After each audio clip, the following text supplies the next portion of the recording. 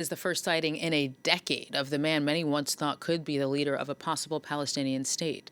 In video footage released Thursday, Israel's far-right national security minister visited Marwan Barghouti, known for his leading role in the Second Intifada. Well, behind bars, rather. Now, Itamar Ben-Gvir was seen threatening Barghouti in his jail cell. He's serving 5 life sentences for what Israeli officials say was his involvement in planning attacks that left 5 civilians dead. The Palestinian political figure appeared to be in particularly poor condition, visibly gaunt and weak, as Ben-Gvir told him that Israel would, I quote, wipe out anyone that messes with the nation. For more, take a listen. Anyone who attacks the people of Israel, who murders our children, who murders our women, we will erase them. You have to know this. It has always been this way. You will not defeat us. Well, for the details, then we're going to cross now to our correspondent, Noga Tarnopolsky in Jerusalem. Hi, Noga. So, why Barghouti? What message do you think Ben-Gvir is trying to get across with this video?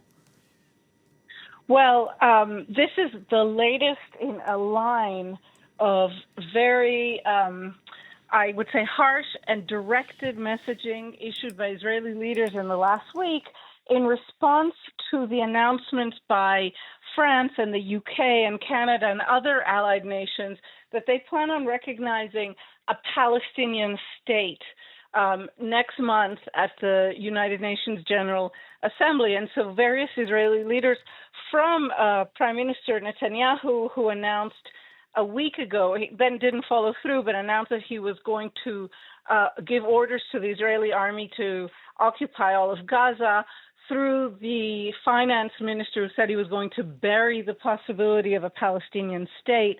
And now this really somewhat stunning video by the minister in charge of police in Israel, national security minister. I don't know if what he did was illegal, but it's an evident abuse of his position to enter the individual jail cell of a convicted criminal and threaten him personally and videotape it and release it. It really gives you an indication of the level that the Israeli government is stooping to, and also I think how stressed they are by all of these allied nations announcing as a punitive measure against Israel at least as much as a positive message towards Palestinians that they plan on recognizing a Palestinian state. And Barghouti is a symbol of that future state. So like you said, Noga, this is the latest in a long series of provocations, you could say, if not abuses that we've seen from Israeli leaders over the past week. So, does that suggest that pressure from the international and domestic community, again, as we've discussed time and time again, is not really doing anything to change the direction of this government? Absolutely not. The Israeli government appears to be more and more defiant and more lawless internally and externally as the days go by. And Israelis, in fact, today, which is the first day of the weekend here, are girding for a national strike on Sunday, a strike demanding an end to the war in Gaza and the return of the hostages. The Israeli people are very firm over several months now in their opposition to the direction the government is taking.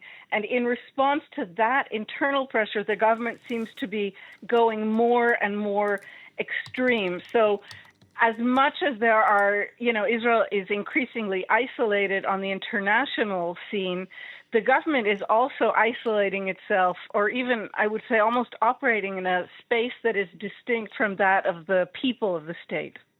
Noga Tarnopolsky, France 24's correspondent in Jerusalem. Thank you very much for that context.